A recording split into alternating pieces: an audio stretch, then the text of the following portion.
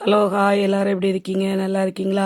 இன்னைக்கு என்ன டிஷ்ஷுன்னு பார்த்தீங்கன்னா, கொண்டக்கடலை குருமா, சென்னா மசாலா எப்படி வைக்கலான்னு பார்ப்போம். அதுக்கு தேவைப்படக்கூடிய பொருளெல்லாம் எடுத்து வச்சுருக்கிறேன். அதுக்கு 150 கொண்டக்கடலையை ஃபஸ்ட்டில் வேக வச்சுக்கிடலாம். அதுக்கு தேவைப்படக்கூடிய பொருள் வந்து தேங்காய் ஃபஸ்ட்டில் நம்ம அரைச்சி வச்சுக்கிடலாம். தேங்காய், கொஞ்சம் முந்திரி பருப்பு, கொஞ்சம் சோம்பு இவ்வளையும் போட்டு நல்லா மை போல் அரைச்சி வச்சுருங்க. நம்ம தேவைப்படக்கூடிய பொருள் அவ்வளையும் அப்புறமா நம்ம கட் பண்ணி வச்சிடலாம். எவ்வளோ மை போல் அரைக்க முடியுமோ அவ்வளோ மை போல் அரைச்சிருங்க. நம்ம தேவைப்படக்கூடிய பொருள் அவ்வளையும் ஃபஸ்ட்டில் கட் பண்ணி வச்சுக்கிடலாம். அதுக்கு தாளிக்கிறதுக்கு நம்ம வந்து பட்டை, கிராம்பு, ஏலக்காய், பிரிஞ்சி எல்லாம் வச்சுக்கிடுவோம். ஒரு 2 வெங்காயம் எடுத்துடுங்க, பெரிய வெங்காயம், 2 தக்காளி, கொஞ்சமாக கருவேப்பிலை, ஒரு 2 பச்சை மிளகாய், எல்லையும் 4 பச்சை மிளகாய் 4 கட் பண்ணி வச்சுருங்க.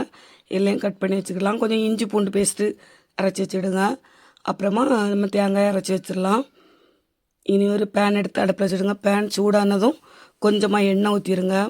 எண்ணெய் ஊற்றுற கடுகெல்லாம் போடண்டா. நம்ம எடுத்து வச்சுருக்கிற அந்த சோம்பு, பட்டை, பிரிஞ்சி இலை, அப்புறமா கொஞ்சமாக 2 ஏலக்காய், ஒரு கிராம்பு இவ்வளையும் போட்டு நல்லா எண்ணெயில் பொரிச்சிடலாம்.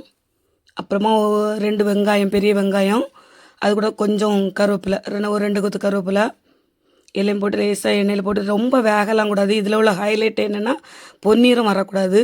அது கூட நம்ம நறுக்கி வச்சுருந்த பச்சை மிளகாய் ஆட் பண்ணிடலாம். கொஞ்சமாக உப்பு சேர்த்துடுங்க. ஒரு அரை ஸ்பூன் உப்பு சேர்த்து நல்லா மிக்ஸ் பண்ணி விட்ருங்க.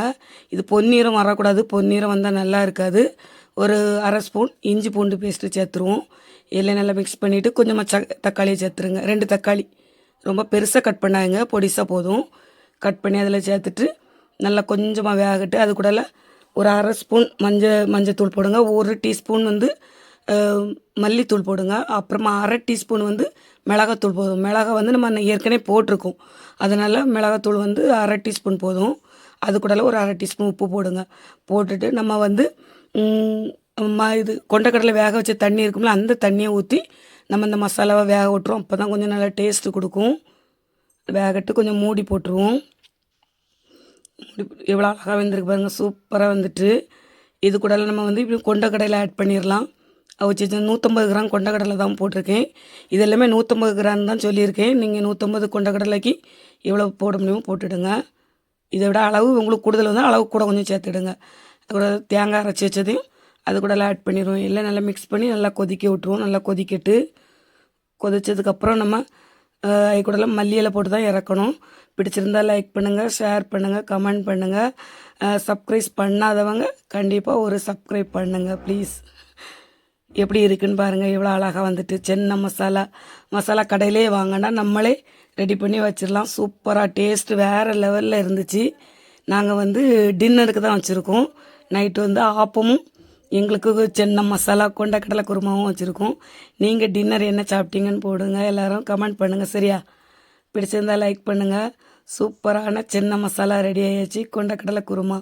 யாரெல்லாம் இன்றைக்கி டின்னர் என்ன பண்ணுனீங்கன்னு எனக்கு ஒரு கமெண்ட் பண்ணுங்கள். பாய். பிடிச்சிருந்தா லைக் போடுங்க சரியா? நான் வந்து வீடியோ போட்டு ரொம்ப நாள் ஆச்சு. நான் இப்போ தான் ரொம்ப நாளை பிறகு கொஞ்சம் கொஞ்சமாக தான் இப்போ வீடியோ போட்டுருக்கேன். இதில் சூப்பர் ஆகிட்டு. இதில் நம்ம மல்லித்தலை தூவி அப்படியே இறக்கி வச்சிருவோம். நல்ல மனம் வரும்.